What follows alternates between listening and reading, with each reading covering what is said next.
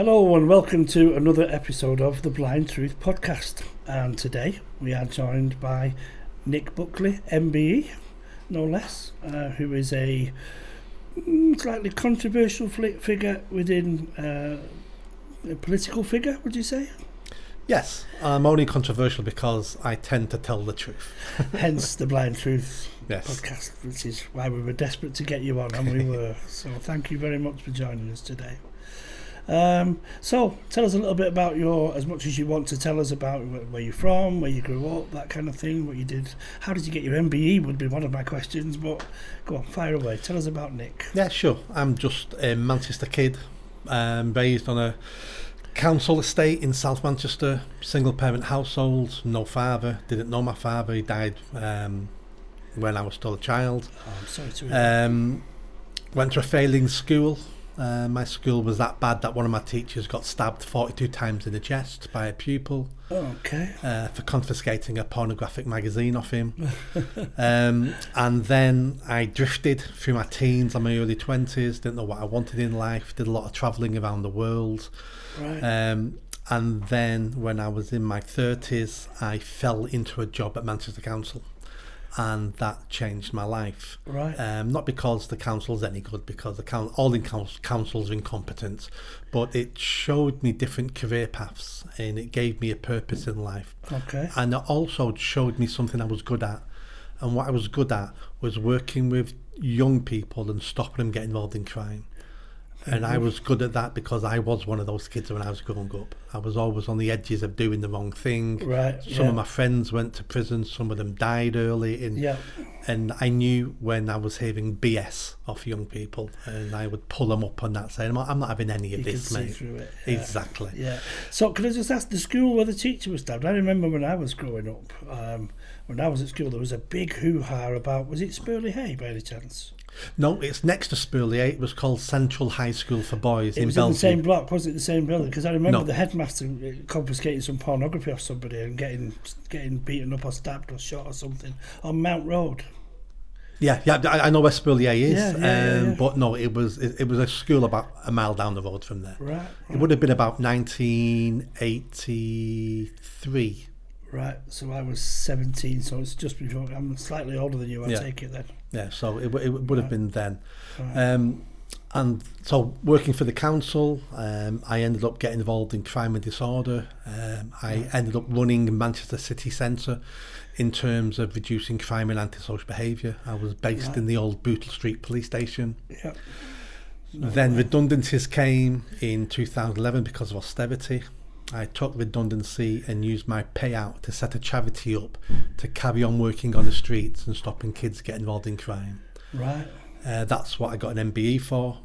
Well done. And then I became famous or infamous then for criticising Black Lives Matter in 2020. Right. Are you okay to go over that? Yeah, absolutely. What happened? I wrote a blog about Black Lives Matter, explaining how they were Marxists and how basically they were lunatics. Yeah. And if we wanted to improve black lives in this country, I gave lots of ideas of how we do that. Obviously, in 2020, you couldn't talk about Black Lives Matter in a negative way. No. So I was called a Nazi, a racist, a fascist. Yeah. This is the problem, isn't it? The board of the charity that I founded, that I set up, I appointed the board. The board sacked me over email. What? Yeah, they sacked me for the board that you appointed sacked you? Yeah. Because you said something that didn't agree with the narrative of the day. Yeah, exactly. Wow. So then that got international press attention. I fought the board back. I joined the Free Speech Union, who were fantastic. Right. And together, over 5 weeks, we forced the board to resign in disgrace. Right. I appointed a new board and they offered me my job back. And did you take it? I took it for a year, but the damage to my reputation had been done then. Yeah. Funders, councils, grant makers were going, we can't fund Mancunian Way anymore now because it's run by Hitler. So I ended up leaving after a year. The charity, I didn't want to damage the charity. You know, it's my baby. I set it up. It's everything that I invested into that. It's still doing amazing. I'm just not involved anymore. Really, well, that's such a shame, though, isn't it? I mean, you know, you put your neck on the block, so to speak, didn't you, by daring to speak the truth? Yep, and I have no regrets. No, because I've never intended to live my life as a coward. I'd rather die on my feet than live on my knees. Good on you. I've heard that somewhere before, yeah. Yeah, I didn't come up with that. I stole that. Oh no, I've heard it. Yeah, in the military. Yeah. And then I got involved in politics because that's how we change this country. This country is dying. It's been dying all my life. And I totally agree with you. And I'm sick of watching it die. Yeah. And I'm sick of weak English men allowing it to die. And that's when I decided the only way to change it is through politics. So I've stood several times now to be elected. I failed each time up to now, but I'm getting better and better at it. And hopefully over the next couple of years, I'll get my hands on some levers of power and I'll make some changes. And I'm going to disrupt the status quo. Well, people take a leaf out of Mr. Farage's book. Yep. Because he failed, what, 6 times, 7 times? 7 times, yep. And then all of a sudden, and I believe, this isn't about me, this podcast, of course, but I believe he's going to be the next PM. I really do. There's a good chance of that. And so that's what I'm doing now. I'm trying to change and save the country I love. Yeah. I noticed on your website, the strap line, grab. I'm just one man trying to save his country. Yeah, I thought that was brilliant, simple, profound, and brilliant. Really, and it's. So, if you don't mind me asking you, then, what's your current, what you're working on at the moment in terms of politically?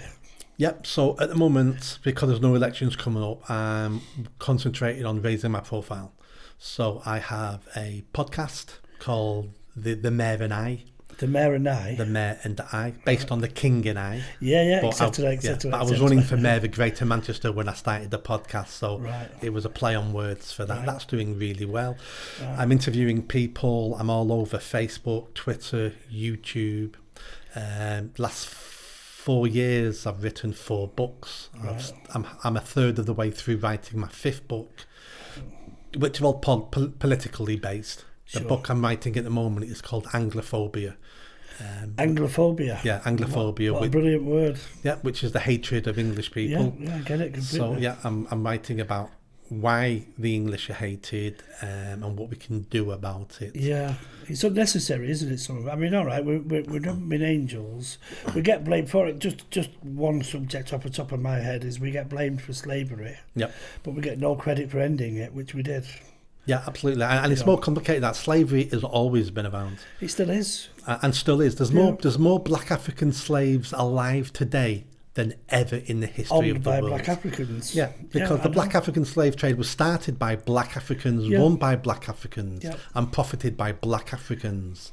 Where the white involvement in it was basically buying and selling them. We didn't capture anybody. The thing is, we just need the truth, don't we, on every single subject. Yeah. I brought my children, of which I have many, more than I first realised, if I'm honest, and some others have come to light in the last few years, shall we say. But I'd rather have an ugly truth than a pretty lie. And it's as simple as that, isn't it? Hence the name of this podcast.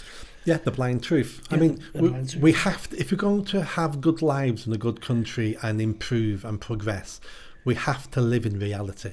Yeah. We may want things to be different. We may want our history to be different. We may want our traits and our personalities to be different. But do you know what? They are what they are.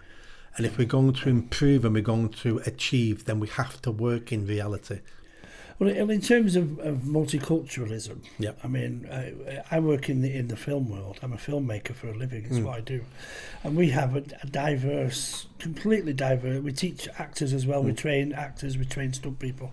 I mean, we have black people. We have Asian people. We have trans people. Nobody cares. My only concern is that you're punctual and you can act and listen to what we're teaching you. I don't care what colour somebody is. I couldn't even see it anyway. I can't even see my own face in a mirror when I'm trying to shave. So, but I don't care who they sleep with. I don't care who they pray to or nobody. It doesn't matter, and nor should it matter, as long as everybody tells the truth and just bloody well behaves themselves. You know, say thank you for letting you in instead of sitting in corners planting bombs.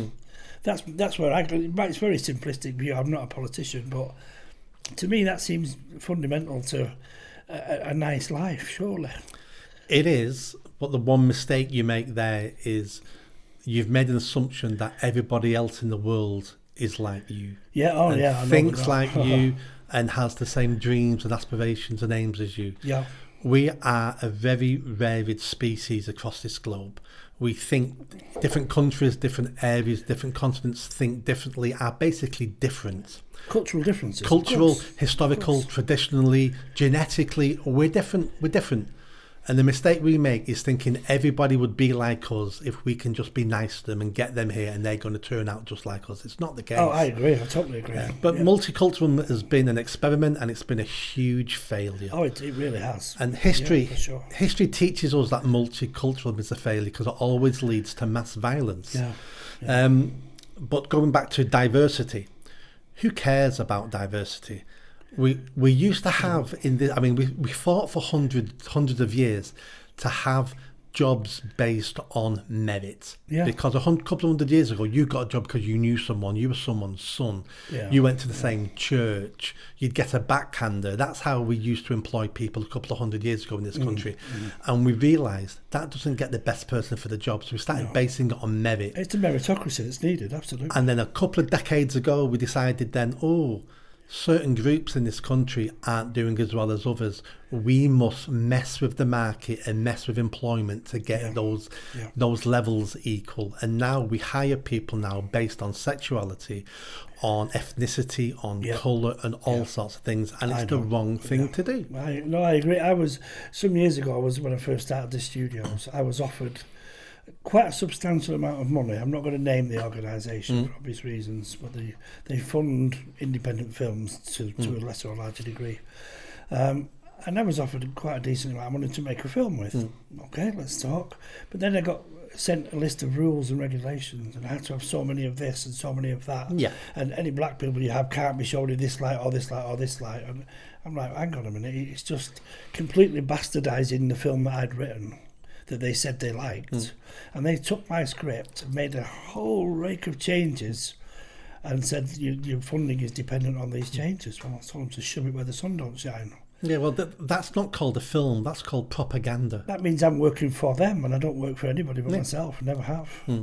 So there's a little bit of ego in that, which I'm not completely unashamed of, because I like to be self-employed and I like to be in control of what I do. And I'll tell you the truth. No matter who you are, and no matter who you think you are, I'll tell you the truth. And if you don't like it, you're looking for the one marked exit. Simple as that. As that's where I come from. But I'll accept anybody who comes in with a touch of humanity at the very least, and just behaves themselves. Don't care. Doesn't matter who they are, who they sleep with. None of that matters to me. What they eat or don't eat or who they pray to. I'm a lifelong atheist as well, so I don't have any truck for religion whatsoever. So that's just me. That's where I'm coming from. Yeah. But the mistake we made, first of all, was multiculturalism. The second mistake we made was allowing people to move here and not insisting they integrate and then assimilate. 100%. That was a mistake. We now have pockets in our cities across the country that are basically mini versions of someone else's country. Yeah. And that cannot survive, and that is not good for the country. I've got no problem with black people, brown people, different countries, different religion. I've not got a problem. But you have to be British. You have to want to be British, assimilate into British culture, so we can become one people. One people of different coloured skins is fine. At least we're one people. But we don't have that in this country. And the easy way to see how we don't have it is through sport. Yeah. How many people, when England are playing Jamaica, support Jamaica in this country? Almost every team we play against. I'm a big football fan. Yeah. Every team England plays against, even in our capital city, we're almost outnumbered in the crowd. Absolutely. Because they relish the thought of us not qualifying for the World Cup, or even Scottish do. I'm a mixture of all kinds of Irish and Scottish, but they love it when we lose. They absolutely love it. And how can we have millions of those people living in the country who do not support the national teams? That's just one way of looking at the fact that these people don't see themselves as English and British and are supporters of other countries rather than the country they live in. Well, it's not only supporting another country. I believe there's a whole school of people out there that would support anybody that was playing against us, whether it's their country or not. Yeah. You know, so I don't get that. It's. I mean, Have you ever lived abroad? I don't know. I've lived abroad twice. I lived in Africa and I lived in Iran for 2 years, just over 2 years. And day one, when I arrived in Tehran, I was told, you can't say this, you can't say that, you can't do that, and you don't ever mention Christianity. Or I was told, and it's not. I don't think it's a bad place to be. Iran. I quite enjoyed my time there. To be fair, the people are great. Those in charge, not so much, in my opinion. Exactly. No, I don't know about now. I'm going back 30 years, but I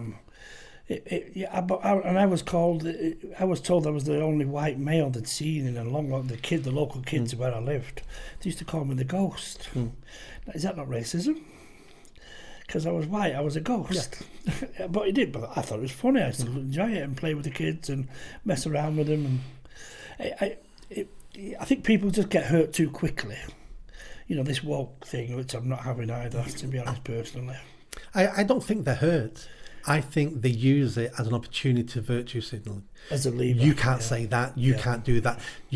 Your words are violence. I don't think they believe any of it. I think it's just a power grab to control people and make them do what they want to do. I'm with you 100%. So when you go out and do you do speech? You said you have a podcast. Yeah. Where do you do that, by the way? Because we have this place for hire. That's me putting the salesman head on. In my office at home. Do it in your own office, right? So, when you go out doing speaking, I presume, public speaking, rallies or whatever, I don't know if you do protesting, I don't know. Is that the sort of thing you do? I speak at events. I go on other people's podcasts. Right. I did an event in Manchester City Centre Sunday just gone. I'm always, and then if I'm running for election, of course, then I'm doing more of that. Yeah. But yeah. So do you run as an independent, or which party are you aligned to, or if any? Last year, both times I stood for election was as an independent. Right. 4 years ago, when I ran for Mayor of Greater Manchester for the first time, I stood for Reform UK. Reform UK had just started, they were a couple of weeks old. Right. And I thought, they've not got anyone for Mayor of Greater Manchester, they're brand new. So, is that when Richard was the leader? Yeah, and I contacted Richard and I stood for them. But then I didn't stand for them again then, and then I stood as independent. Right. So in the coming elections, will you be Reform again, or? I'm thinking about it. I've still not made my mind up yet. Yeah. I'm a Reform man. Reform UK. Well, Reform have got the wind behind them at the moment. Yeah, they're doing really well. Yeah. They're not perfect, but do you know what? No political party is perfect. Yeah. They're the best on offer at the moment, who's got a chance of winning and chance of doing something. Yeah. So I think people should be getting behind Reform UK. Yeah. Me too. I agree. And the second they let you down, swap to a different party. Just because you vote for a party or join a party doesn't mean you have to stay with them forever. If they go down the wrong path, treat them like a bus. You get on the bus if they're going the way you want them to go. The second they start going somewhere you don't want to go, get off the bus and get on another bus. Yeah, it's weird that, isn't it? Because it's one of the things that really grates on my nerves when I'm watching GB News, Sky News, whatever, that you'll see somebody, they'll go around pre-election and they're asking to go to Doncaster or Huddersfield or somewhere north, usually. And we're a Labour vote. We've always been this or we've always been that. It's the silliest answer in the world for me. It's a stupid thing to say that I've really always been this. Yeah, and my dad was, and his dad was, or the family always have been. What on earth has that got to do with now? It's a completely different world, isn't it? It's a simple way of living for simple people who just want simple answers to complicated problems. Yeah, they quote Harold Wilson or whoever, from the 60s, 70s. It's crazy. It just doesn't apply now. Why don't you sit down and just look at the manifesto? Yeah. Even skirt through it. Most of them, with due respect, couldn't even spell it. But just have a look at it or get someone to read it to you if need be. But understand what it is you're putting the X on the paper for. And they don't, do they? Some of them don't, but that has been declining now over the last decade or two. The people now who go, I vote Labour because my dad voted Labour, those people still exist, but they're at lower numbers than ever before, because people have had enough of Labour and the Tories. Don't forget, we've just had 14 years of Tory rule, and everything got worse. It did. That's the first government in my lifetime where I can look around and go, everything is worse. It is literally from schooling to healthcare. Everything. Yeah. I mean, I'm as I mentioned briefly before we came on, obviously I'm a cancer patient. What? I have a blood cancer called myeloma, and the NHS have saved my life twice in the last 3 years. I mean, I was on the edge both times, and I had a transplant, I've had 2 surgeries, I've got all kinds going on, and they've saved me, and I have nothing but gratitude for them. But it gave me a real deep insight. I was in isolation in the Christie Hospital for a while after surgery, after my stem cell transplant, and I saw it, and it was bang in the middle of the doctor's strikes while I was in there. So we were only looked at twice a day by someone just popping their head in to see if you're still alive, essentially. But I've nothing but gratitude. But I do believe, and I know I'm not going to name anybody, I know people that are pretty high up in the NHS in the management side of it. It's mismanaged beyond belief. The money that is frittered away is incredible. It's massive amounts of money for people that are doing almost nothing to earn in the 100,000 plus mark per year. That's the kindest way of saying it. I'm trying to be as nice as diplomatic as I can, but feel free to. Yeah. The NHS is in a mess. It is. The NHS is not fit for purpose. It was designed for a different time. Yeah. Within years of the NHS starting, the people who created the NHS, within 2 years of the NHS starting, were saying, this isn't working the way we thought it was working. Right. Because they started the NHS thinking it's going to cost us money at the beginning because we've got so many sick people. Yeah. But then after a couple of years, the demand on the NHS will start dramatically going down. There should be a plateau. Yes, but it's been an increase every year since the day it started. So the whole model is wrong. It's up to 5 years ago, you couldn't discuss the NHS in a negative light. You would have been criticised, you would have had attack mobs cancelled. But since COVID, everybody now is criticising the NHS. There's 2 issues with the NHS. First of all, it's the incompetence, it's the mismanagement, it's too big. It's a government department basically. And I've worked in local government. Everything's incompetent. Nobody really cares that much because it's not my money. I get paid anyway. Regardless. I can't change anything. The people who want to change the systems in government, in the NHS, in the councils, people like me when I worked there, you spend years and years and years trying to improve it, and eventually you either burn out and leave, or you say to yourself, I can't, I have to fit in. I have to fit in or I leave. And it wears you down. Most people don't join the NHS to be incompetent. They join the NHS because it's a good job. They want to do it. It's vocational, isn't it? To a certain extent, but it wears you down and you end up just working in the system because there's nothing you can do. It's too big. It needs looking at. We're still employing in the NHS, still advertising for DEI managers at £80,000 a year. Still now, today. And it's like, and you're telling me you've got no money? And then on top of that, we've got mass immigration.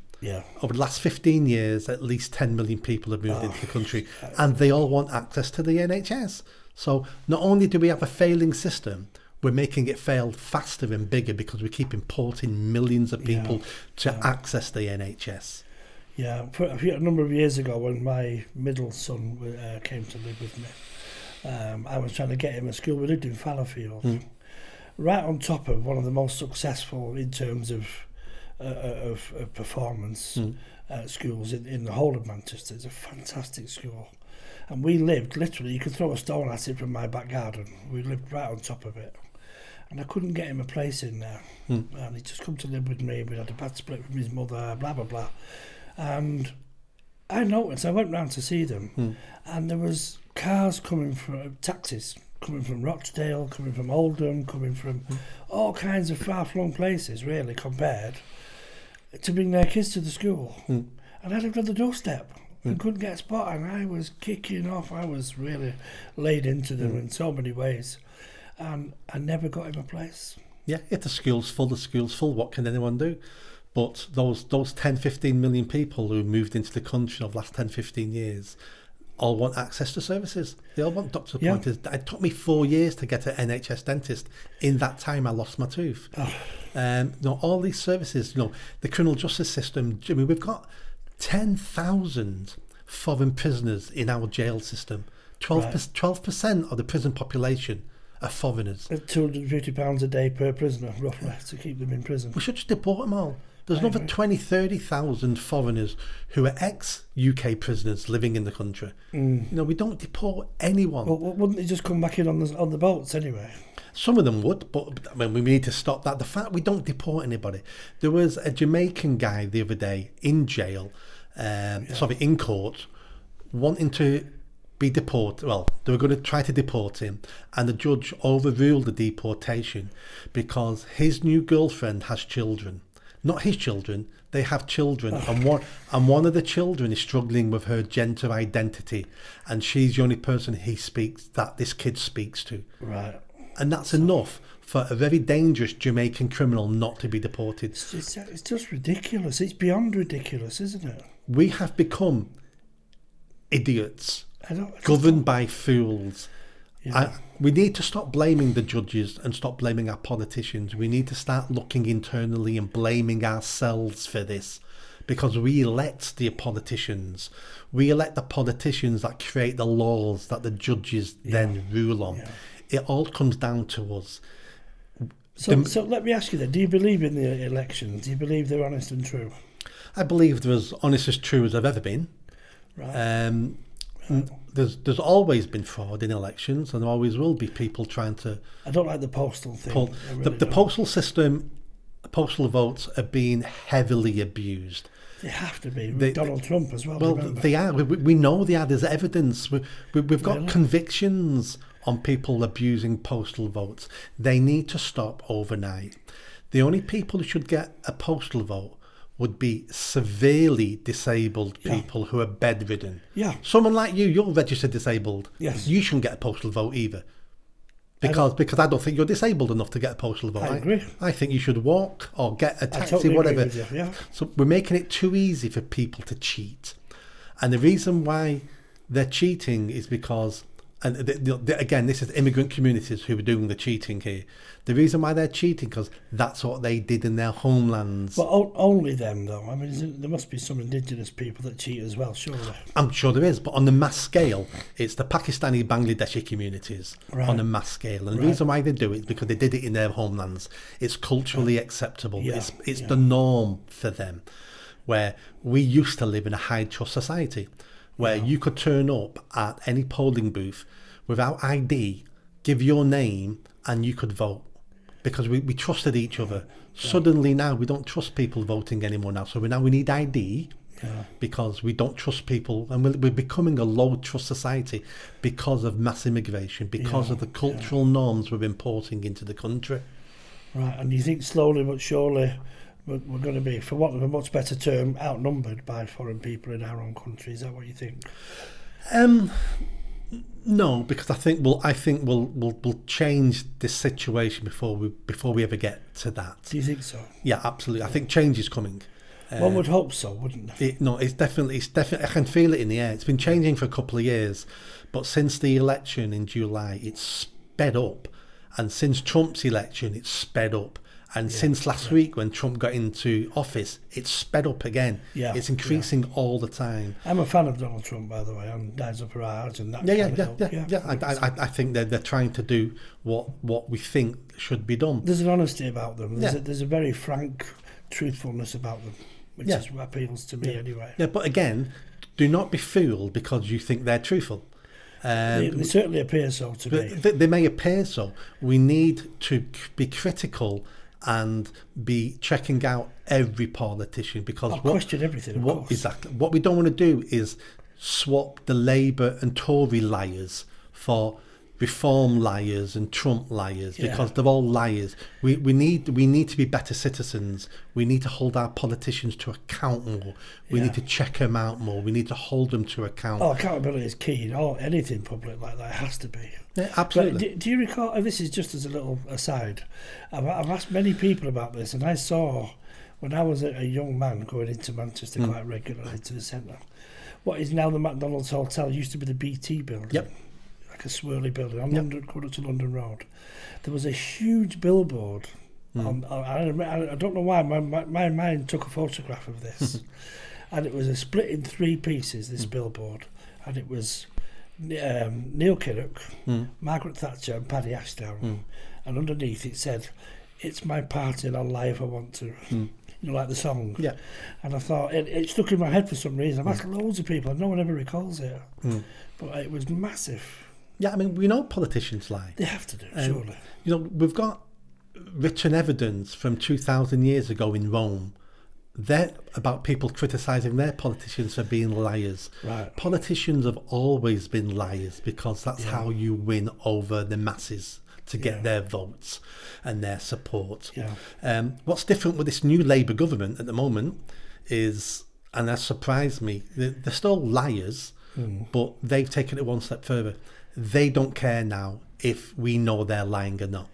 And I think they're doing it right to your face, they don't care. And I think what they've realised is, we lie anyway. Everyone presumes we lie. Even when we tell the truth, they think we lie.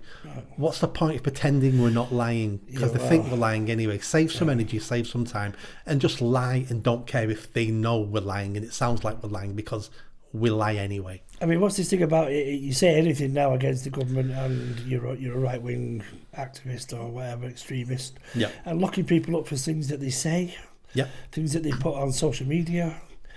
When you stand on that, I was outraged personally. I thought it was a fucking disgrace, if I'm honest. Yeah, well, it's first time in my lifetime.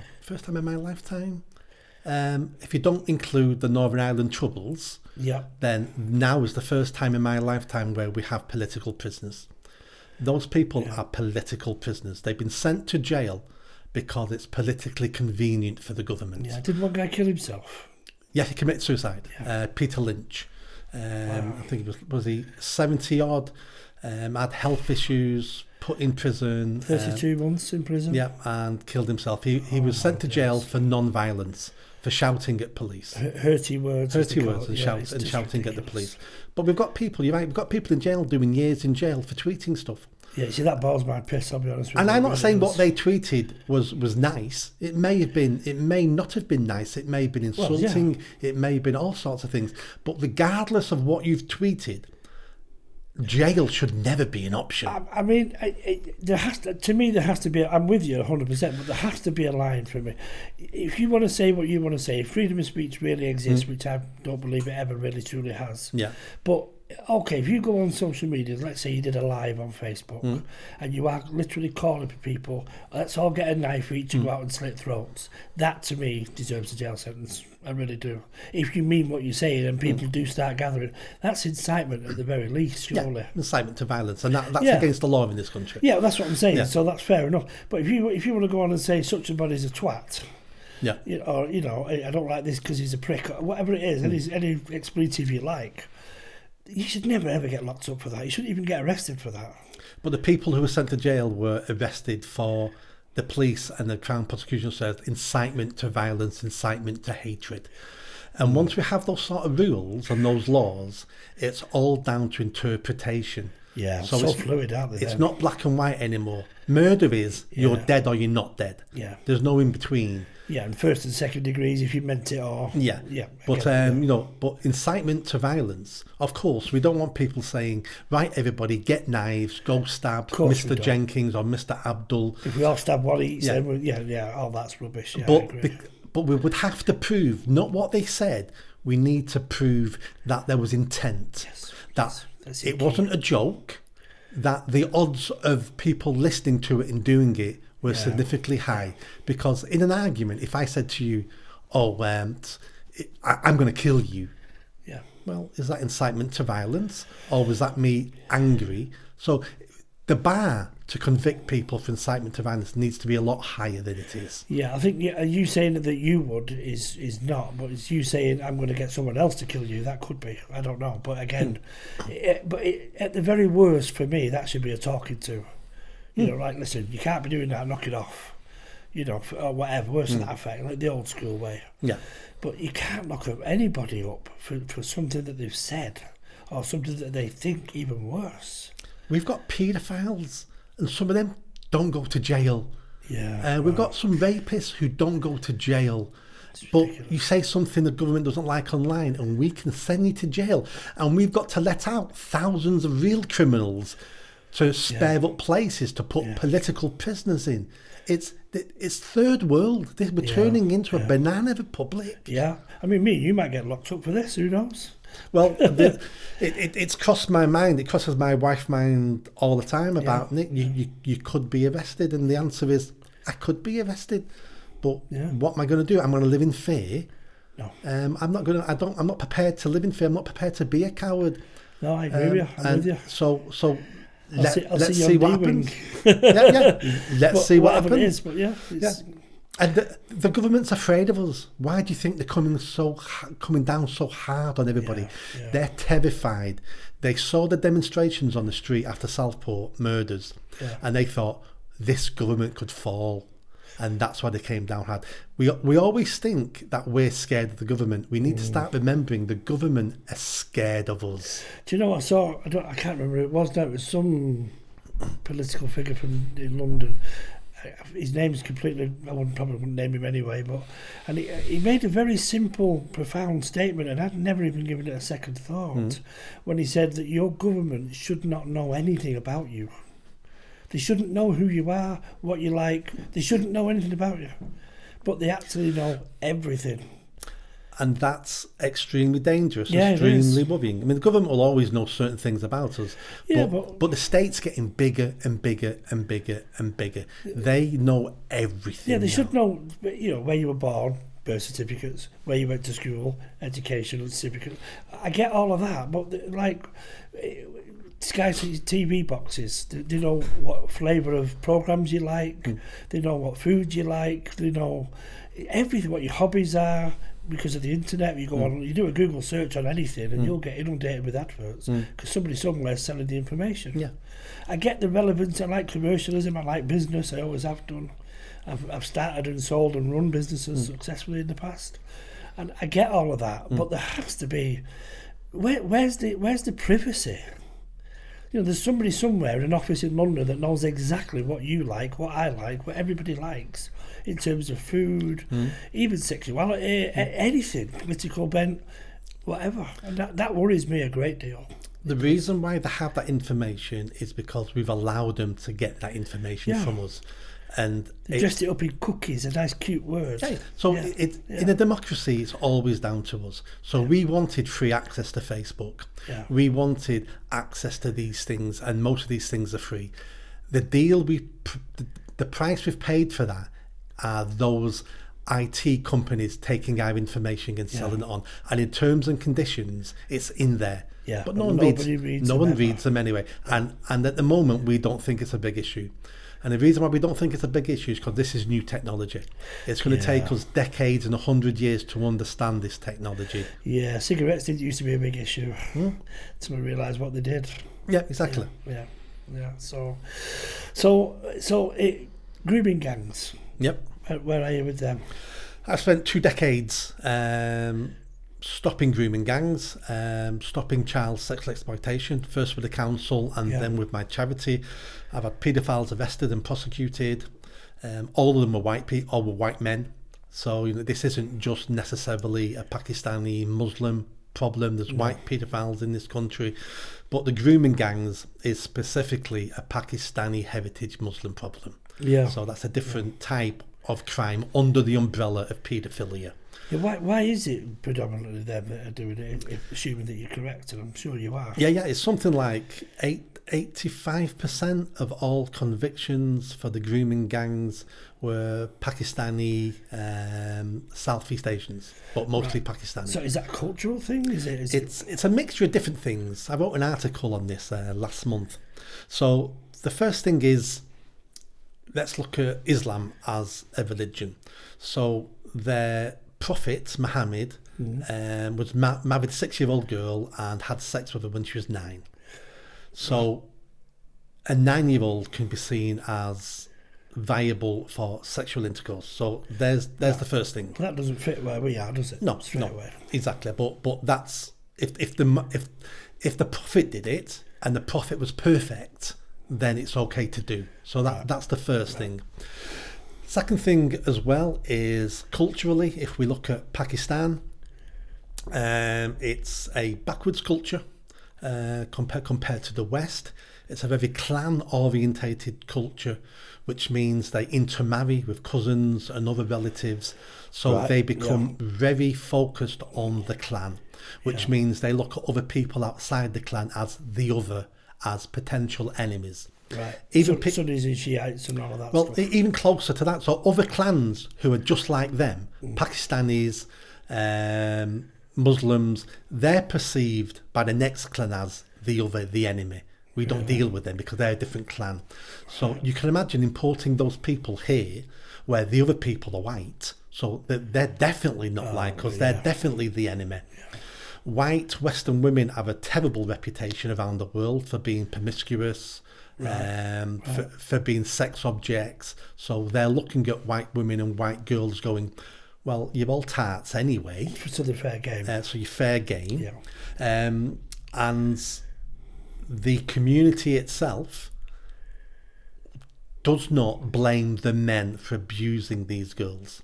In those communities, it's the girls' fault for being tarts. And so do you think it's well known within the community then, but they just don't say anything? They've known for decades, absolute decades. Wow. The men who are arrested and go to jail in those communities come out, go back to the same houses, go back to the same mosque, the same job, the same community, and are welcomed with open arms. Instead of being vilified as they should be. If me and you came out of jail for paedophilia and went back to our communities, I can guarantee we would be assaulted on a weekly basis.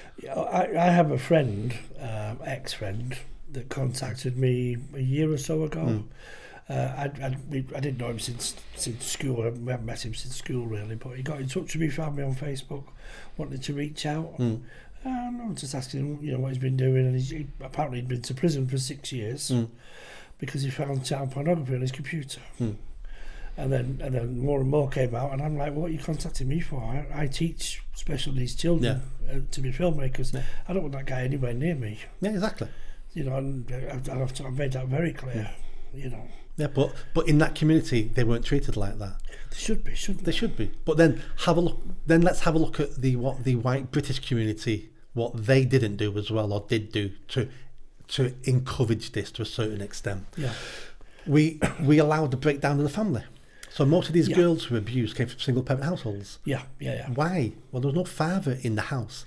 Your father is your natural protector in your household. Yeah. Other men will think twice about messing with people in that house because there's a man in that house. I agree. This might turn violent. It may not, but it might. Why do I take that chance when there's girls around the corner with no natural protectors? So we allowed our children to be unprotected because of feminism, because of the welfare state. We threw men out of the family home, and to some extent we allowed men to walk out of the family home and negate their personal responsibility because they just said the state will raise my children for me. And also there's a whole school of thought that there's an incentive for a woman to throw out the man and she will be paid for the privilege. It's not school of thought, it's actually true. Absolutely.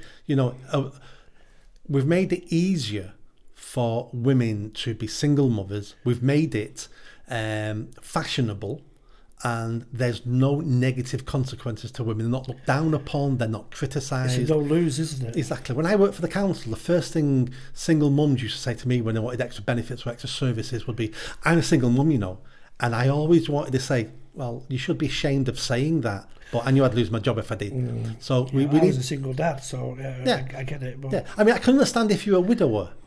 Totally different. Totally different. But if your marriage fell apart, then my answer is, well, you shouldn't have allowed your marriage to fall apart, or you should have picked a better partner, or you should have stayed together for your children. Yeah. Your life becomes second priority the second you have children. Your children should be priority. 100%, yeah. And every study in every university from every country in the Western world shows the children who are most successful come from married households where the biological mother and father stay together. I heard very recently that those stats are identical if they're raised just by a dad. That actually the ones raised just by a dad, it's the same as being raised by a couple. But if it's just mum, there's a massive drop in. That's true, but we need to look at why. Of course. So the reason why that single dads do amazing compared to single mums Discipline. That's part of it, but it's because the men are only a very small percentage who are single parents, and they're the men who took their personal responsibility and didn't walk away. So they're the best of the men. Yeah, that's a fair point. Yeah, from that stat that I heard. Yeah, I mean, I had Mike Thompson on from the Falsely Accused Network. He did a podcast a few months ago, and some of the stories are horrendous. There are whole teams of lawyers, groups of lawyers out there that will just say to the woman in the event of divorce or separation happening, just say he threatened to hit you, and you'll get everything. Oh, and they're being advised to do that, whether you did or not. This has been going on for decades, all my life. I remember as a child, 2 female members of my family, close family, I'm not going to tell you who they are, obviously, having a conversation about, one of them had just left her husband, and the other family member, and I'm a child at the time, I'm like 7, and I remember this conversation because I was thinking, this could happen to me, because I'm a boy and I'll turn into a man. So my female family member said to the other female family member, when he turns up at the door, open the door, rip your blouse open and start screaming rape. Wow. And when the neighbours come out and phone the police, you tell the police he tried to rape you. He won't be knocking on your door again to see the children. Yeah. This has been going on for decades and decades. Yeah. I knew another person of mine, a friend of mine, a couple of years ago said, we were talking about noise nuisance in flats. And she says, I don't have any more noise nuisance for people having parties. I said, what did you do? She went, every time they have a party, I phone up the police and I say, there's a man next door in that flat beating his wife. They turn up within minutes, they knock on the door, the music goes off and the party stops. And he gets hooked off in handcuffs. Or the fact that they phone the police, the party stops because they're usually smoking cannabis in there or whatever. And she goes, you do it 2 or 3 times and they stop having parties. Yeah, wow. So women absolutely use the threat of being locked up, of being a criminal, of false accusations of rape and assault as weapons to beat men with. Paternity fraud, all kinds. And society nearly always believes the women. Yeah, it's true. It's true that. Yep. And it's not misogyny, it's just based on facts, isn't it? No such thing as misogyny. I researched this for one of my books. Misogyny means the hatred of all women. Yeah, I don't know anybody that does that. Social scientists have looked at this and can't find any men who hate all women. They can find men who hate particular women, right? But of course they do. We all hate particular people. But they can't find men who hate all women because men do not hate women. So even in an extreme case like Peter Suckler, for example, he had a happy marriage, etc. Yeah. With Sonia, whoever she was called. Misogyny now just means sexism. And the reason why they started using the word misogyny is because the word sexism was being used by men, accusing women of being sexist. And women went, we don't like this. We need to stop using the word sexist. Misogyny, will start using that word instead. Yeah. So just going back to the boats for a second, if you're okay. Yep. What do you think the answer is? For the channel boats? Yeah, the small boats, the illegal immigrants. We could stop it in a week. We could stop it within a fortnight, guaranteed. Well, I think so too, but I'm really interested to know how you think that could happen. We instruct the Royal Navy and the Border Force, and we get the top people from there in the office, and we go, if people land on these shores, you've got 10 days. If anyone lands on these shores after 10 days, you're all being sacked. The top man's being sacked. we're holding you responsible. Yeah. Get your boats in the channel, tow boats back to France. And if we've got to have a bit of a war with France and some shots have to be fired, so be it. But we drag them back to France. Right. If we can't drag them back to France, then we sink their boat in the channel. We take these people on board our boat. We transfer them to a Royal Navy ship. And then when the ship's full, we sail them to the Ascension Islands. People are going to die, though, if we do that, aren't they, in the channel? I don't see why not. If you sink the boat and there's children on there, for example. I'm not sinking the boat with people on it. We take the people off the boat onto the ship. We sink their boats. Right. And then we sail the ship when it's full to the Ascension Islands. We'd need to leave the ECHR for that, wouldn't we? We'd have to do all sorts. I mean, first of all, we need some politicians with bollocks. European Commission on Human Rights wouldn't allow it, would they? No. So we have to come out of the ECHR. We have to get rid of the human rights legislation that Blair introduced. Yeah. There's many things we have to do, but all can be done with the stroke of a pen. Yeah. All can be done. And if they really wanted to, they could, couldn't they? Absolutely. So why don't, I mean, what about, for example, cutting it off at the route of you're not getting a hotel, you're not getting any money, you're not getting benefits, you're not getting anything. Yep. Surely the want to be here would be diminished somewhat. Not completely, but it would certainly make it less attractive, wouldn't it? Absolutely, and we can do that with a stroke of a pen. Yeah. But politicians don't do it for several of it. Well, first of all, they haven't got any bollocks, they haven't got a backbone. Yeah. Second reason is they don't think it's a vote winner, because they've always won votes over the last 20, 30, 40, 50 years on promoting multiculturalism. Right. So they don't think it's a vote winner, and they haven't got the stomach for the fight. Yeah. We need a different class of politicians. We need politicians. We don't need politicians. We need statespeople. We need our own Donald Trump, don't we? We need statesmen and stateswomen getting into Parliament. Yeah. And the difference between a statesman and a career politician is a career politician only cares about climbing the greasy pole. You see, I don't like all this stuff in party politics of losing the whip. It shouldn't even exist. It shouldn't even be a thing. If you don't vote with us, then we're going to apply the whip. And you're basically silencing them, or forcing them to say something that they don't believe in, which isn't what their constituents wanted. They are, but I can understand why we have party discipline. If we didn't have party discipline, governments would be fighting themselves all the time trying to get legislation in. Yeah. So the answer is, if you don't do what the party wants to do, then leave the party. Yeah, rather than be silenced. Become an independent and say it anyway. Yes, exactly. Right. Yeah, fair enough. Why don't they do that? Because I would. Because the difference between them and you is you want to improve things. The things they want is to stay in power. They want the £92,000 a year for being an MP. They want the £200,000 for being a minister. They want the ministerial car. They want the fantastic pension. And all they're worried about is being voted in again in 2, 3, 4 years' time. Yeah. It's all about being voted in again. That's why we don't solve any problems in the UK. Because to solve our problems, some of them will take decades and hard work. A politician today is going, why am I going to spend my time trying to fix this problem that won't come to fruition for 2 decades? I won't be in politics then. So I'll get no credit for that. I want something I can get credit for in 2 years from now. I remember when I worked for Manchester Council, a senior councillor said to me, Nick, I'm up for election in 18 months' time. Antisocial behaviour is really bad in my area. What can you do to solve it? And I said, well, in 18 months' time, nothing. Oh, right. Is there anything you can do to make it look like it's being solved? I went, there's loads of things, but it's going to waste my budget and it'll achieve nothing. He went, right. The next day I got called in the office and my big boss says, Nick, spend your budget on making it look like antisocial behaviour is coming down in this guy's area. Whether it is or not. Yeah.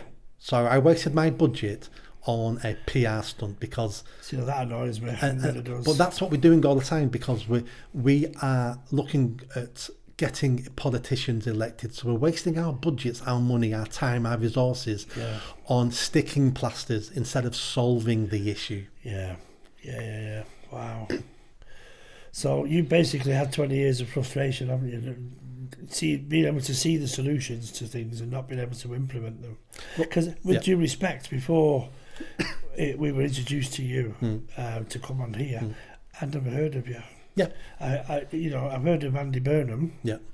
But you said that you stood up against him Yeah. and came third in the election. Why didn't I know about you? Well, first of all, I didn't have the money to promote myself. Not available because of your views, perhaps. Yep. The BBC, ITV, Manchester Evening News, and everybody else wouldn't invite me to the hustings. Right. So because you don't fit the narrative. Well, the answer they said to me, because you're independent, and independents aren't proper candidates. So, really? Yeah. So I didn't get invited to anywhere to speak. You always see the Monster Raving Looney Party guy, don't you? Yeah. And the other thing is, I'm a one-man band. Yeah. So, it's hard, it takes time. Yeah. That's why most people hadn't heard of me. But I still beat Reform, the Lib Dems and the Greens. So do you think, are you making headway then, do you believe? Oh, yeah. More and more people. I mean, I can just tell by the numbers on social media. Right. But again, that doesn't mean they're all in Greater Manchester. There could be around the country mainly. Yeah, it but doesn't matter, does it? I'm making headway. I'm getting there. I'm attracting more supporters, and it's a journey. And do you know what? My journey may fail, but it may not. But it's about trying. If you only try to do something if you knew you were going to be successful, it means you'll end up doing nothing of importance. I might spend the next 10 years doing the things I'm doing and may never ever be voted in.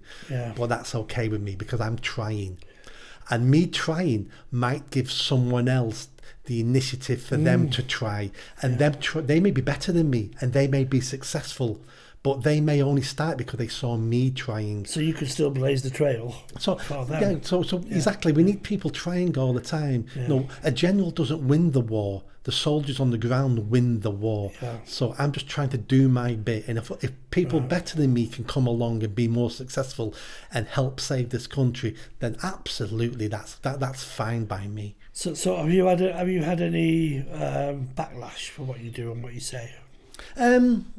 Little bits. No, like death threats, anything like that? No. I mean, I got a lot of crap when the Black Lives Matter thing was happening in 2020. Right. I think, that definitely toughened me up. So ever since then, people now, online will say, "Oh, you're a Nazi, you're a fascist," and that's like it's like water off a duck's back. That. Right. But yeah, I get hardly any pushback. Really? And that's because I'm frank, I'm open, I'm honest, and I've got a really good backstory and reputation. You stand up to scrutiny, don't you? I do. So how can you criticise me for my opinions on the grooming gangs when I've had paedophiles arrested and prosecuted, and I've saved at least 15 girls from being abused? Yeah, good on you. How do you criticise me for my views on grooming gangs? Because I know a lot more than anybody else. I've spent decades working with rough sleepers in Manchester city centre. So when I'm talking about how we need to get people off the streets and people go, "Oh, that's not very kind the way you want to do," I go, whoa. I've got hundreds of people off the streets. I've got 100 people into jobs when we got them off the streets. I've saved people's lives on the streets. Don't talk to me about how to get people off the streets. So people find it very hard to challenge and criticise what I want to do because I've got decades of experience doing it in a track record. Have you heard of MASH? Yes. I volunteered for them for a while, many years ago. Manchester Action on Street Health. Yeah. Working with sex workers on the streets and stuff like that, giving them condoms and all that stuff. A butty, cup of tea, all that. And I thoroughly enjoyed that, I really did. I was also a black cab driver in the centre of Manchester for 8 years. It's a window to the world. Yeah. They both were.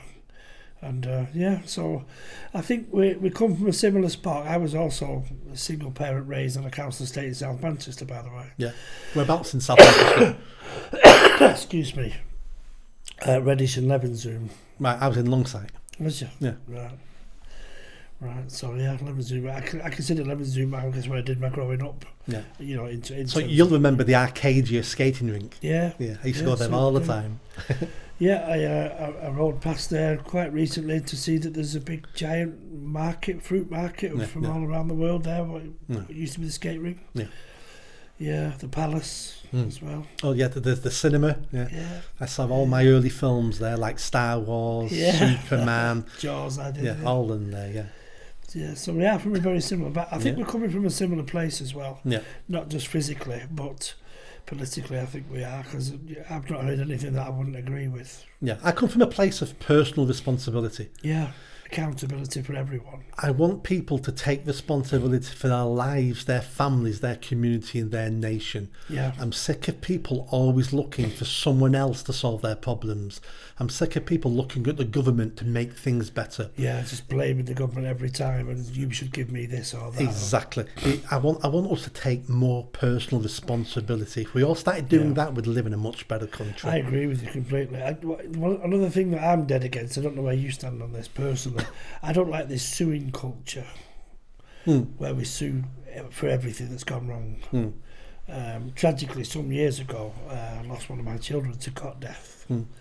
And within weeks, we had people coming around with a clipboard, knocking on the door. We've done an evaluation because we lived in Fallowfield at the time, and we estimate the ambulance should have been with you within 3 minutes, but it actually took 19. Yeah. And we've taken advice, and we think that your son would have survived if it had been there on time.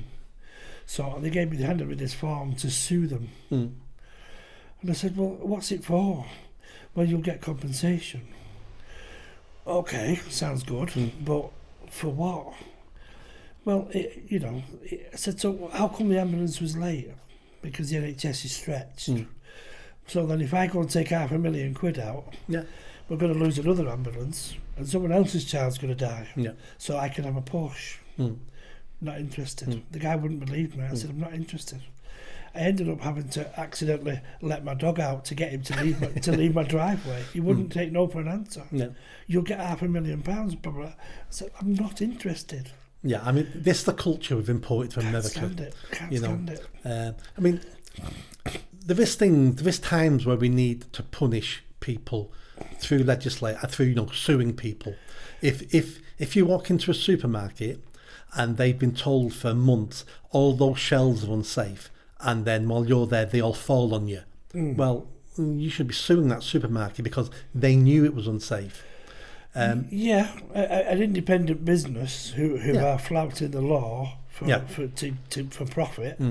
Okay, I can live with that. Yeah, but let's look at the NHS. Let's say the NHS knew that doctor was a drunk and alcoholic, and that doctor operates on you and kills you, or damages one of your members of the family. Then I think that you should be able to sue the NHS for that, because not the fact he was just drunk, the fact the NHS knew he was drunk and still allowed them to operate on people. So there's times where we need that, but but force them to pay into the system, not to give you financial gain for it. But the suing culture is killing all of us. It's making everything more expensive. Yeah, exactly. So, it's everything we buy now, the companies are having to insure themselves in case someone sues them on that. They factor it into the prices. Exactly. I agree. And, we had those spates in the 80s and 90s of people suing the councils for tripping up on pavements. And that became a multi-billion pounds business. And now we've got... Did you get food poisoning on holiday? Let's sue the tour operator. All those things. I mean, they used to call them ambulance chasers. Those things need to go. Yeah. They do. That's where I've always come from. I could have quite easily taken £500,000, get myself a nice Porsche, polish it every Sunday, knowing I've got this because my son died, and maybe someone else's son's died now because there's even less ambulance. Yeah. It's only one example, but that to me that's just. I can't stand it. I will go on Facebook or any social media, and you'll see these adverts popping up. Did you have to wait too long for an operation? Did it this? Is it that? It's all because there's lack of funding or mismanaged funding, perhaps more relevantly. So, by taking money out for no good reason, in my opinion, you're making it worse for everyone. Our country, with less solicitors, would be a better country. Oh, I agree. They're absolute leeches, most of them. That's my opinion. And it gets me with solicitors in particular, not all, of course, but most, in my opinion. They reach for the law book to tell you what you should and shouldn't do in your case if you've got a case going on. No. Well, you can do that yourself. Why do we need a lawyer to do that? Solicitors are going to be wiped out through AI. Oh yeah, God, it's also, That's one of the jobs that's looking at going, because once you've programmed AI to know all the law, you just ask AI questions and AI will come out with the answer and AI will tell you what you need to say in court and what to reference. So solicitors will be out, if AI continues to develop like it is, solicitors will be one of the ones that suffer. Yeah, I'm not a massive fan of AI. I like it to a degree, but it worries me in the industry that I'm in, for example, writing films and making films and editing films and using stunt people. It could replace all of that. A lot of things you said then it will replace. AI now is writing TV series in America and writing film scripts. I know. But SAG-AFTRA have been campaigning against it. Yeah, I mean, we've been in these situations before. And it always leaves us in a better position. You roll with it, or you get left behind. So we had these same discussions with the printing press. We had these same PCs, discussions with the Industrial Revolution. We keep having these discussions about mechanisation, robots, and now AI are going to take all the jobs. I don't know. They take some jobs, but they create other jobs, and a new industries emerge out of it. So I'm not sure where AI is going to take us. I just know it's unstoppable. Yeah, we need to embrace it, and we need to make sure it works for us. I was trying not to, but one of the things that we do here is classes for actors, and we have to write scripts for them to learn from monologues and stuff like that. And every now and again I got caught out and I was having to write 10, 12 scripts for different people. And I just did it on ChatGPT in under a minute. And it just spat it out, and it was like I was in shock. And I thought, why am I struggling? And I think we're going to do that with all walks of life. Which is kind of sad, but like you say, I mean, in the past I remember my father saying, bloody PCs in the house, what's that all about? Our pen and paper is all I need. You know, and it's just changed, hasn't it? No, absolutely. You go with it or you get left behind. It's that simple. Yeah. Change is always coming. Yeah. One of my passions is watching old TV shows. I do it at home. I have a Fire Stick and I watch episodes of The Sweeney or Rising Damp and Porridge. I love all of these things. And some of my kids say to me, why are you always watching them? And I questioned it myself.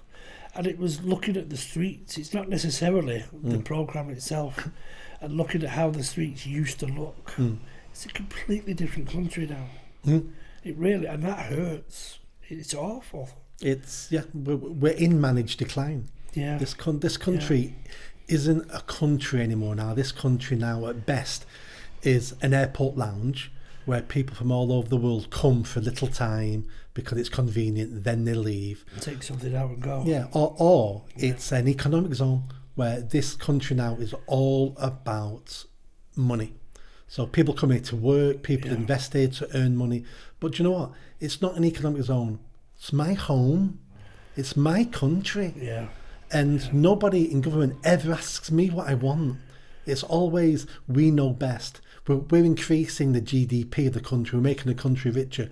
Well, that sounds good. But over the last decade or two, the country's getting richer, but individuals are getting poorer. We're all becoming slaves, aren't we? The country's not a shop. The country's my home. And we should treat our home with some respect. And we need to ask the people who live in that home what they want. And the governments never do.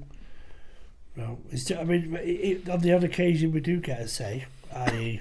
leaving the EU. That was a one-off. They'll never do that again. Well, the thing is, they didn't want to accept it, did they? No, and they'll never ask us again. No. Because we gave the wrong answer, and they spent years trying to get us back in and fighting against us. And then trying to convince us we don't know what we're talking about, we don't know what we voted for, and all them sort of things. I was getting angrier and angrier, and I actually blogged about it that, hang on a minute, you're telling me that the first 50 years of my life has been a lie. There's no such thing as democracy. Because unless we leave now, as we voted for, then the whole of my life has been a lie. You know, and it was that fundamental to me anyway. And eventually, I don't believe we've fully left, if I'm honest. We haven't. No, it's a leaving in name only, isn't it? Brexit at the moment has been a failure because we've not 100% left. And there's been hardly any benefits. But the plus side is the benefits of Brexit are still sat on the shelf, and the government will come along sooner or later and go, There's those benefits I was talking about. Let's take them Yeah. off the shelf and then we'll start booming. Well, they deliberately mothballed the benefits, Yes, I they have. believe, to make it look like a failure. Yes, So because because say, let's go back in. well, both Labour and Tory would like us in, especially Yeah. Labour. God, yeah. So they didn't want to change too much because they're hoping we'll end up going back in. We won't. I can't. We'll never ever rejoin the EU. Well, we didn't join in the first place. We joined the EEC, which was a Yeah. completely different animal, wasn't it? You know, was it 72, 73, something like that? And it was just economic, wasn't it? And then all of a sudden they wanted armies and flags and what? And they just ignore you. If you don't vote the way they want, you just get ignored. That was always the game, was to start an economic zone and turn into the United States of Europe. Yeah. And people in Europe still want a United States of Europe. But European Union at the moment is collapsing. Schengen is over. Germans have stopped that. Other countries have stopped that. And if a crash comes, then I can see the end of the EU. I don't want to be European. I never did. I'm British. That's it. And people have been called a little Englander and all these, bullshit statements that the people make. No, I'm British. I've got German friends, Italian friends, you name it. I've been all over Europe. I've lived all over the world at times. Wonderful, but I am a British person. We just need to be more honest. Yeah, we just need to be honest and say we're better than the Europeans. That's why I don't want to be part of the EU. That's why I don't want the United States of Europe with us. If they want to do it, fine. But I don't want to be part of that because I know this island is better than Europe. This island is the most amazing place in the world. I agree. Over the last couple of hundred years, we created the modern world. Of course we did. We created some of the first world countries. We created the world power, America. We created Canada out of nothing, New Zealand, Australia. These are all our cousins, aren't Yeah, they? exactly. We created modern science. We created most of the medicines, most of the vaccines. We created the modern world, the Industrial Revolution, the internet. We've created almost everything. The British people, and especially the English people, are a gift from God to this planet, and we shouldn't be ashamed in saying that. Yeah, well, as an atheist, I can't say that, but I know what you mean. I believe we're it's a wonderful country. I'm proud to be British, and wherever I go in the world, I'm proud to be British. Even if these people don't like us very much, I don't care because it's just how it is. For me anyway. But just stop oil. Let me ask you about that. Yeah. How do you feel about these people? The eco-lunatics. The ones that throw in orange dust at the snooker centre or the World Snooker Championships or whatever, They're basically domestic terrorists. That's what they are. And we're going to see worse from them. There's worse to come. So the people on the ground, the white, middle-class, retired head teachers and vicars and the university students, they've been brainwashed. There's always been people in all our societies who are always preaching the end is nigh. Yeah, that's always been this sandwich board guy in the 70s. Exactly. Walking up and down. Yeah. For 1,000 years, the return of Christ is going to lead to the rising of the dead and Armageddon, and we've always had these people in every religion, in every community, about the end of the world, and surprisingly, it never comes to pass. And these people are exactly the same. They've bought into this. And the reason why I know they're full of it is because, let's say they're right. Let's say us using fossil fuels and the carbon we're releasing is killing the planet. Let's say that's completely true. Yeah. If the planet's going to die in 10 years' time and we need to stop using fossil fuels, we need to find, and we know at the moment, green energy isn't capable of filling the gap. It's a load of bullshit. Yeah, but we know it can't do it. So what's the answer? Well, the answer is nuclear. Nuclear releases no carbon. Yeah. But you ask these people, they go, "Oh no, but what are we doing with the nuclear waste?" Whoa. Don't worry about that yet, because the planet's going to end in 10 years. Let's save the planet by using nuclear and releasing no more carbon into the atmosphere. And then after that, we can spend our time developing more green energy, and then we can start dealing with the pollution of the nuclear. But isn't the first thing, let's save the planet from ending?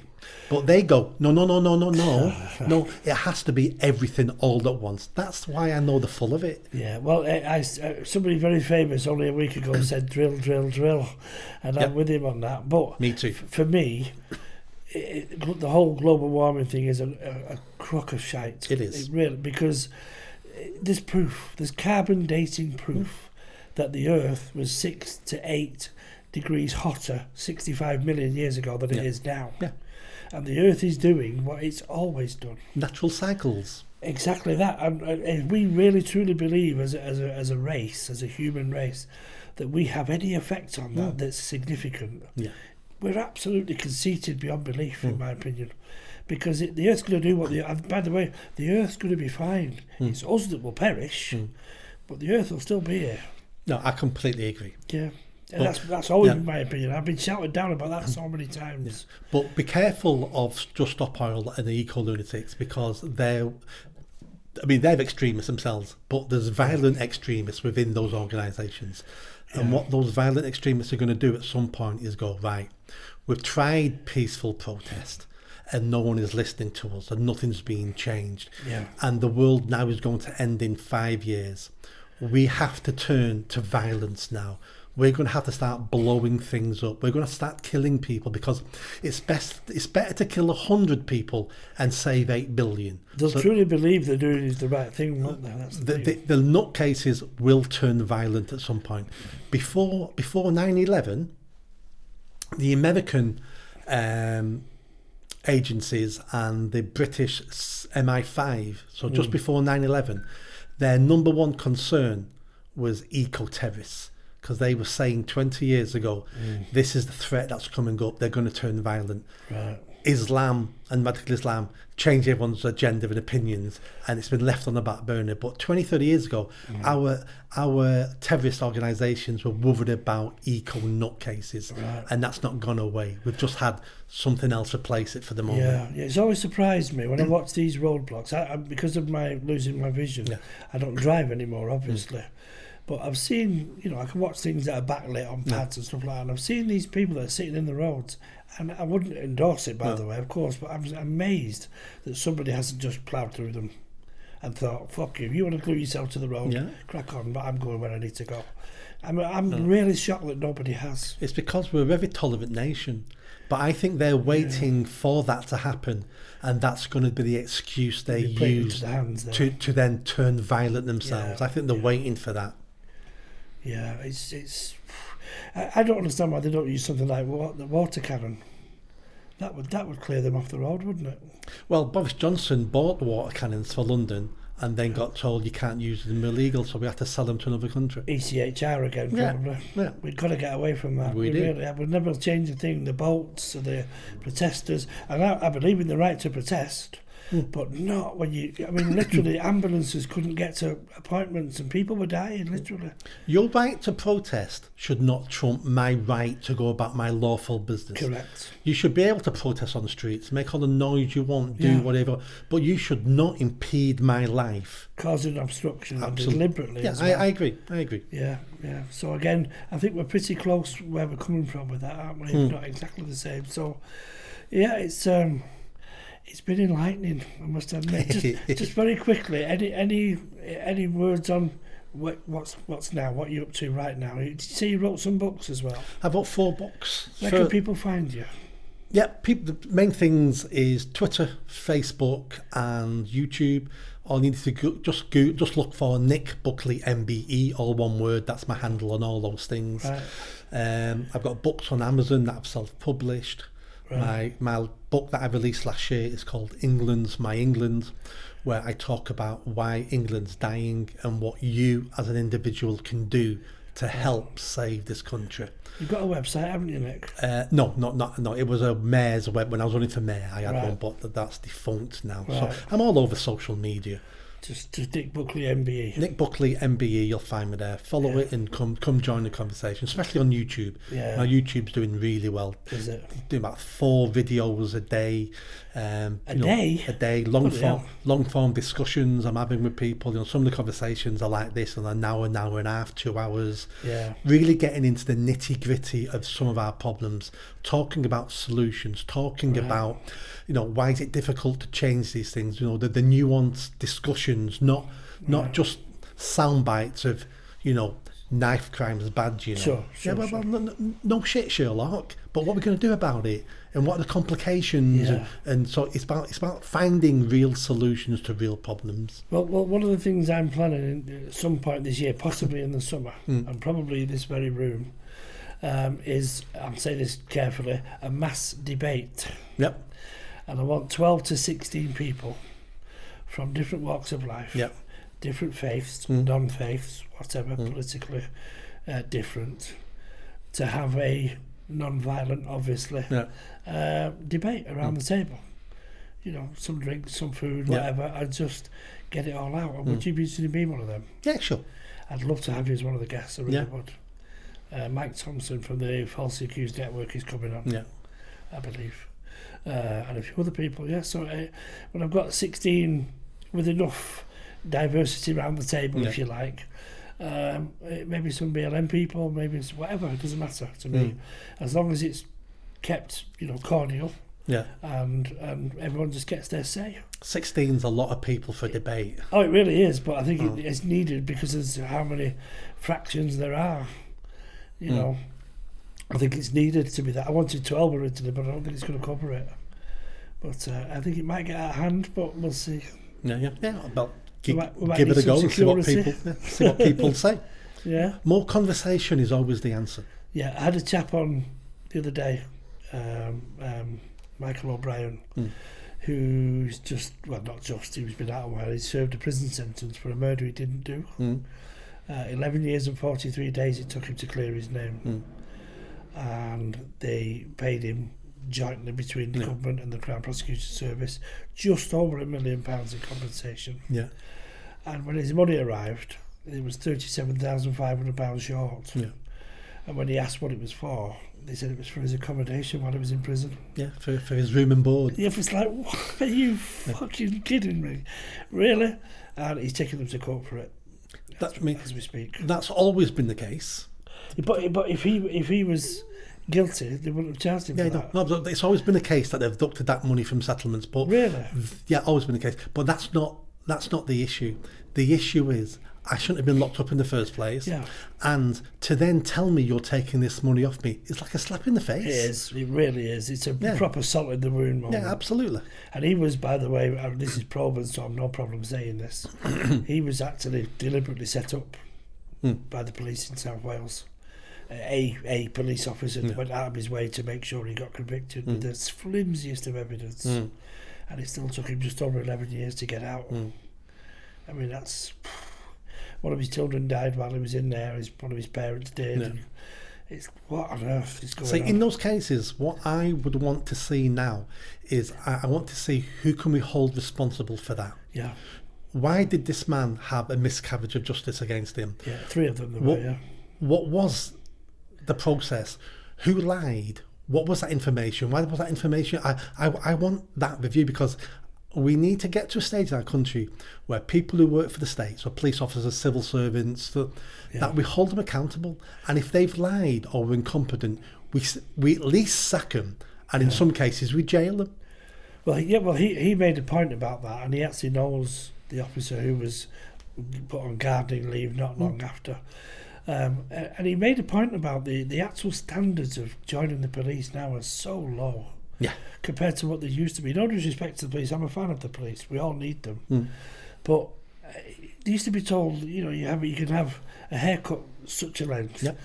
Moustache had to be such a length, and now they've got like full sleeve tattoos and all kinds of going on. And they're taking part in woke bloody carnivals and pink ribbons on them and all kinds of stuff. I mean, what on earth is going on? Because we've lowered the recruitment standards. We started doing it in the 70s so more women would join. So we started reducing the physical fitness standards and height standards so women could join. And that just meant fat, unfit men could join as well. Yeah, I mean, I see some, I mean, you don't ever see them on the streets these days, and very rarely in cars, actually. But when you do come across one, I'm looking at them sometimes thinking, you could run 2 yards to catch a criminal. No. some guy who spends his life in the gym selling drugs, Yeah. he'd be over that wall and away before you could even get out of the car. You know, I mean, big, giant, fat guys, they couldn't run 10 yards. Our police service has been failing for decades. Yeah. The only good thing you can say about our police service is it's better than not having one. Some of them are brilliant. I know some bobbies. I train police officers. I spent a decade, working in police stations, training police officers, working with them. There's some fantastic ones, but we keep making the same mistakes. We have far too many female police officers. A female police officer can only arrest a man who's willing to be arrested. Yeah, correct. So I agree. we've got far too many. We've lowered the bar again in the 80s and 90s so we could get more ethnic minorities joining the police. It makes it not fit for purpose, generally, sure. Exactly. And now we only want to recruit police officers now who've been to university. So most of them are woke and pathetic. Right. And we're all in danger because our police force isn't what it used to be. But it's not just the police, it's every institution in the country is like this. They're all failing. None of them are doing what they should be doing. None of them are run on competency. It's I know for a fact the universities are upside down with it. They're a mess. They're not fit for purpose, even slightly. We can fix the universities within 2 years. It's all about wokeism. All it takes to fix the universities is the government says to universities, here's a list of courses we're not going to give government grants or government loans for. Right. Women's studies, these studies, woke studies, all the crap. Yeah. We're not paying anyone to do those studies. You can still have those courses, but people will have to pay for them themselves. And then you say to universities, we expect you to have free speech, we expect you to meet all these standards, and if you don't, that's fine, but you're going to get no government money. Yeah. That's what it's all about, isn't it? We fund universities. The government has all the levers to pull to get these organised to do what they should be doing, but they haven't got the backbone to pull the levers. Yeah, well, I know somebody who's going to remain nameless who went to university fairly recently, and he went for I think 3-year course, and he met in person his tutor 3 times. That's it. 3 times. I mean, what on earth? How can you possibly teach somebody anything like that? Everything's done online. They may as well not be at university. Do it from home. Well, Jordan Peterson has just set up an online university a couple of years ago. Really? You can do degrees now online, and it costs, is it $3,000 a year? Right. I'm a fan of Jordan Peterson, actually. Yeah. So it's a lot cheaper because you're right. You don't need to be in the university, and the universities are failing anyway. They're failing. The universities have turned into a business. 20 years ago, the universities had to produce the best graduates, and that was their aim, producing graduates that people wanted. Universities then, because it's $9,000 a student now, universities now treat students as the customer, and it's all about the customer experience. So you can leave the accommodation's dreadful. You can leave university now unemployable, but if you had a good time in those 3 years and you're 50 grand in debt, the university thinks it did a good job. But if you're unemployable, then the university failed. Yeah, a lot of them are doing courses for things that they'll never ever go to, or there won't be any opportunities to go to. Yeah, even if they wanted to. So it's just, my opinion of university. I've never been into a believer in long-term adult education. I say leave school at 16 and get your ass into the workplace and learn on the job. Yeah. There's no substitute for experience in anything, I believe. University should be for like 15-20% of people. If you want to be a doctor, if you want something that requires a degree, anything else, get into the workplace, because that experience is better than a degree that's worth nothing. Absolutely. And you're not putting yourself in debt. Yeah, I agree completely. And it's again, it seems like we're on the same page, doesn't it? Yes. So. Well, university is a false dream Blair sold to our young people. He sold this dream of get a degree, go in debt, and you're going to earn so much money, have a great life. And it's not the case. We've got people stacking shelves in Asda who got degrees. It's drink, drug and sex fest. It's basically what it is, in my opinion. And that isn't just because of my friend that's recently gone through it, when I was a black cab driver in town, a lot of my business was students, and you see them, you hear them in the back of the taxi every single night of the week, some of them, and they're just out looking for someone to sleep with, looking for someone to take drugs with, and they've not been to a lecture for weeks, and no one's saying, where have you been? So it's, and that's because universities don't expel anybody. Because why would you expel your customer? No, you wouldn't, would you? Because every student's worth £9,000 a year. You bend over backwards to ensure that student stays. Where 30 years ago, if you didn't turn up for lecture, they'd kick you out. Oh yeah, you'd be gone. Where now you're just a customer. So it's just yet another leg of the country that isn't fit for purpose, isn't working, and isn't serving us in any way. Other than to make us more and more woke. And we're funding them. Our taxes are funding them. So, final subject. Where do you follow football? No.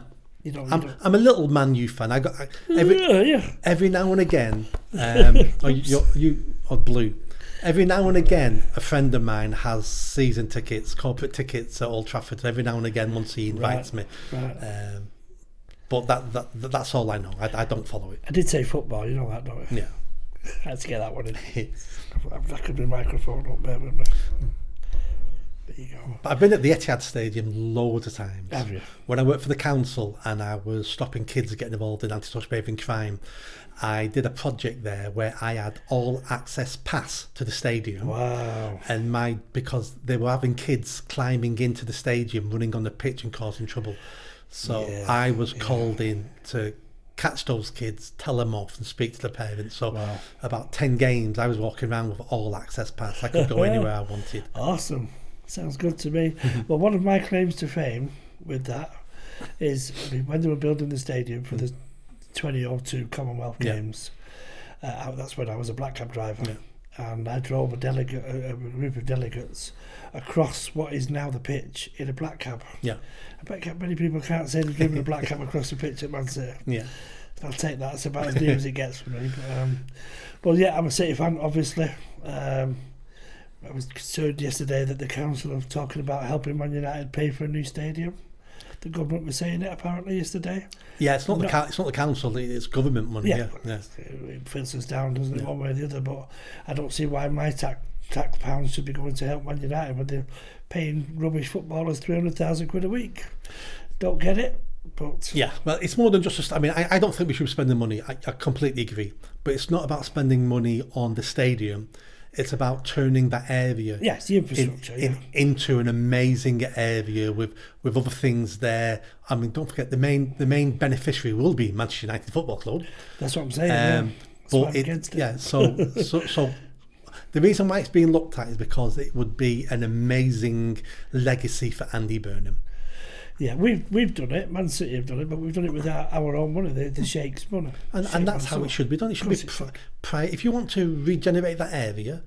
I think the government and the councils should have some part in it. You're going to need some roads. You're going to need the extension of the tram. Maybe I understand those things. Or maybe a PFI or something along those lines. Fair enough. Everything else should be private money. Of course it should. But City gets slagged off for that.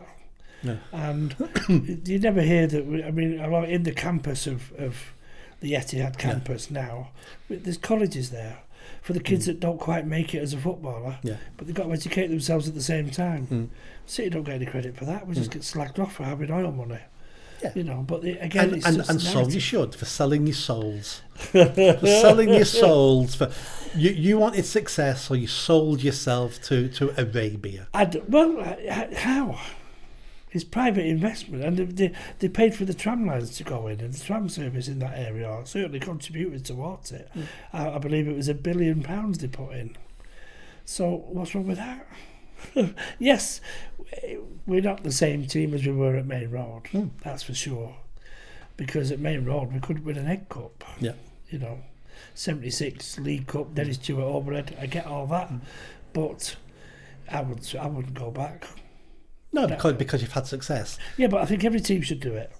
And the only ones that are complaining are the ones that can't get an investor of that level. The teams have complained when they've had foreign owners themselves because it's not a club anymore now, it's a business. Man City? Football? Yeah. Yeah, football is a business. Of course it is. No. So it's a business now. Yeah. And it all relies on the success of the team, and people are quite willing to buy that success to a certain degree. Yeah. But I think in this country, I would imagine we have far too many football teams in such a small country. We've got 92 professional clubs. Yeah, and I don't think they're all viable over the near term. I think it'll get to a stage where some start going under because of the debt. Already. Yeah, that's what I mean. I think more will happen. The very first one was buried. It's gone. Yeah. So, yeah. It is what it is. It is, but I'm not really a big football supporter, so I don't give that much thought. I think it's one area that we've disagreed on, actually, because the team we've sold our soul. I get it, but I don't like it. I don't like admitting it. But anyway, listen, we're going to have to wrap it up. Yep. And can't tell you how grateful I am for you to come along and air your views, and I'm 99% with you. And I enjoyed it. If I see any more mayoral elections, you're definitely going to get my vote. No, thank you very much. And I'm going to shout you on here and every other podcast I can.